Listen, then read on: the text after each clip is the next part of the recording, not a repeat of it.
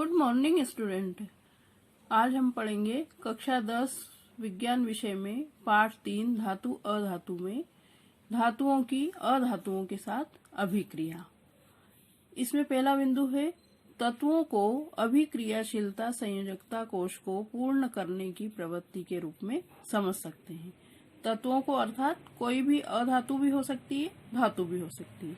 तो इसे हम एक उदाहरण से देखेंगे कि हमने सोडियम धातु ली। सोडियम का परमाणु क्रमांक होता है 11 और इसका इलेक्ट्रॉनिक विन्यास होता है 2, 8 और 1। अर्थात इसके पहले कोश में 2 इलेक्ट्रॉन, दूसरे कोश में अर्थात एल कोश में 8 इलेक्ट्रॉन और बचे 2 और 8 10, बचे कितना 1। तो अंतिम एम कोश में 1 इलेक्ट्रॉन होता है। अब जो अष्टक का नियम है वो हमने 9th कक्षा में पढ़ा था कि अंतिम कोश में 8 इलेक्ट्रॉन होना चाहिए, तो वो कोश पूर्ण कहलाता है। अर्थात इसमें इसके अंतिम कोश में 1 इलेक्ट्रॉन है, अर्थात इसे कितने इलेक्ट्रॉन की और जरूरत है? 7 इलेक्ट्रॉन की। अब ये 7 इलेक्ट्रॉन अगर किसी से लेगा तो इसको बहुत एनर्जी लग जाएगी, है ना। तो इसलिए ये 1 इलेक्ट्रॉन किसी को दे सकता है और दे देगा तो इसका अंतिम कोश क्या हो जाएगा? एल वाला, 2 और 8 वाला। अर्थात ये अष्टक नियम को पूर्ण कर रहा है, इसलिए इसका इलेक्ट्रॉनिक विन्यास क्या हो जाएगा? 2 और 8, है ना। 1 इलेक्ट्रॉन ये किसी को दे देगा। अब दूसरा बिंदु हम देखते हैं। धातु संयोजकता कोश से इलेक्ट्रॉन त्याग करके धनायन बनाते हैं।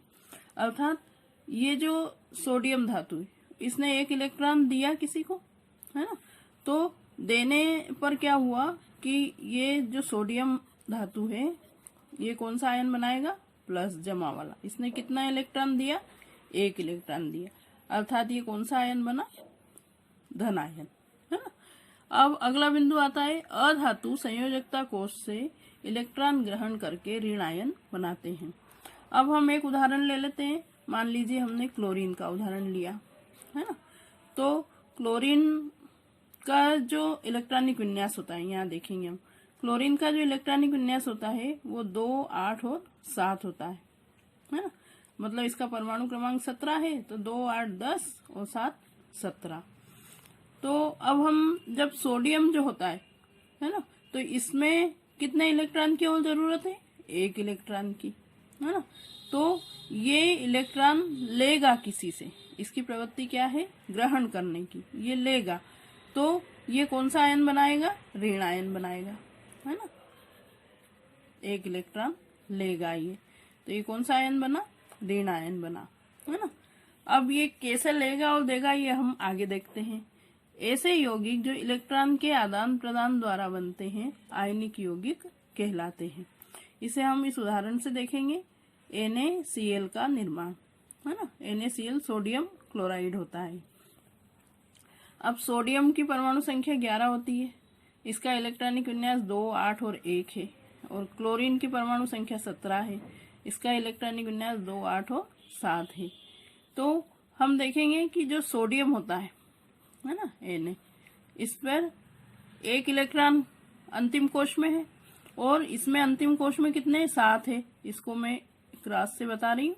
2, 3, 4, 5, 6 और 7। तो ये सोडियम 1 इलेक्ट्रॉन इसको दे देगा, तो इसका अंतिम कोश पूर्ण हो जाएगा। अर्थात क्लोरीन के लिए इलेक्ट्रॉनिक विन्यास क्या हो जाएगा? 2, 8 और 8। अर्थात सोडियम का भी पूर्ण हो गया और क्लोरीन का भी पूर्ण हो गया। दोनों में अष्टक नियम पूर्ण है। तो इस तरह से इसकी समीकरण इस प्रकार बनेगी। Na का इलेक्ट्रॉनिक विन्यास 2, 8 और 1 है और सोडियम ने जो 1 इलेक्ट्रॉन दिया है अर्थात प्लस ये धन आयन बनाया इसने, और इधर क्लोरीन का इलेक्ट्रॉनिक विन्यास है 2, 8 और 7। इसने 1 इलेक्ट्रॉन ग्रहण किया है ना। तो ये कौन सा आयन बना रहा है? ऋण आयन बना रहा है और इसका इलेक्ट्रॉनिक विन्यास क्या हो गया? 2, 8 और 8। तो इस प्रकार से हमने इसको धातुओं की अधातुओं के साथ क्रिया को समझा। अब हम देखते हैं आयनिक यौगिकों के गुणधर्म। भौतिक प्रकृति। यह ठोस, कठोर व भंगुर होते हैं। ठोस अर्थात ठोस अवस्था में होते हैं, कठोर होते हैं अर्थात एकदम कठोर होते हैं, और भंगुर अर्थात जैसे कि उनको पीटने पर वो बिखर जाते हैं। मान लीजिए हमने कोई कंचे लिए कांच के, तो वो ठोस है, कठोर भी है, और अगर उसको हथौड़े से पीटा जाए तो वो बिखर जाता है, उसके टुकड़े टुकड़े हो जाते हैं।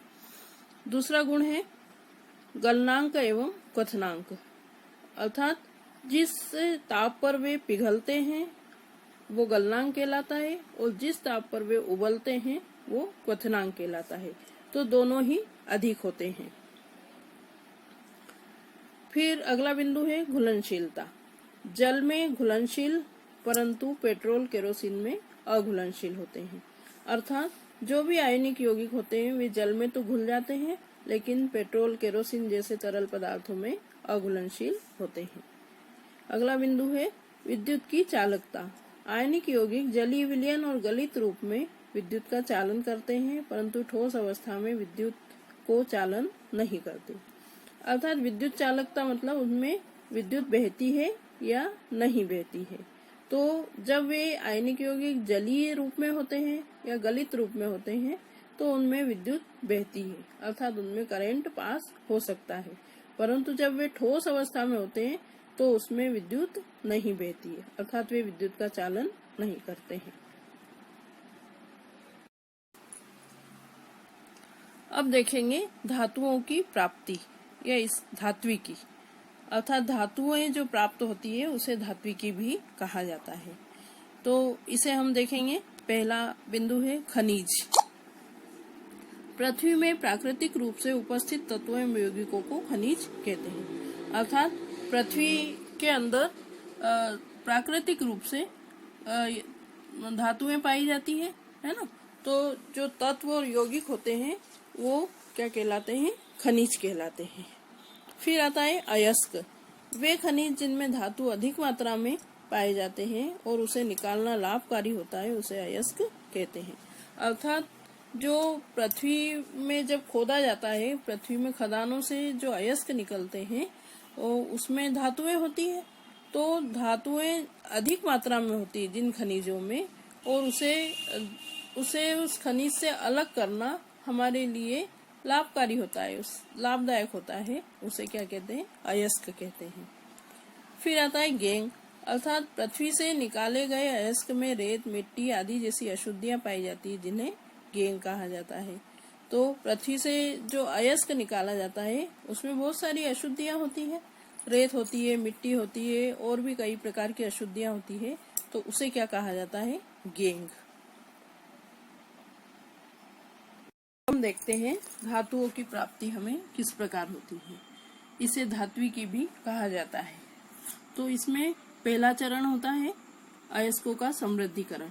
अर्थात इसमें अयस्कों के साथ बहुत सारी अशुद्धियां होती है जो हमें पृथ्वी से प्राप्त होता है। तो उसमें उस अशुद्धि को क्या कहते हैं? गेंग। अर्थात अयस्क के साथ गेंग भी होता है। दूसरा चरण आता है धातुओं का निष्कर्षण। अर्थात जब अयस्क और गेंग दोनों मिले हुए होते हैं तो उसका निष्कर्षण किया जाता है, अर्थात अयस्क अलग निकाल लिया जाता है और गेंग को अलग कर लिया जाता है। फिर तीसरा चरण आता है धातु का परिष्करण। अर्थात जो निष्कर्षण से हमें जो धातु प्राप्त होती है वो शुद्ध नहीं होती, उसमें कुछ अशुद्धियां भी होती है, स्लैग होता है, जिसका परिष्करण अर्थात उसका शुद्धिकरण किया जाता है। धातुएं कैसे प्राप्त की जाती है उसके विभिन्न चरणों को हम अब विस्तार से समझेंगे। पहला चरण है अयस्कों का समृद्धिकरण। अर्थात अयस्क के साथ गेंग भी मिश्रित होता है।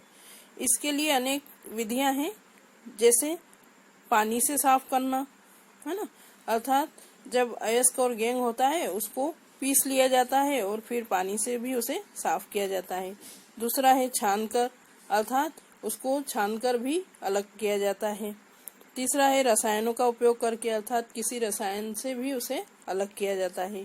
चुंबक द्वारा, अर्थात जैसे कोई अयस्क ऐसा होता है जो चुंबक से आकर्षित होता है तो उस पर चुंबक घुमाकर भी उसे अलग किया जाता है।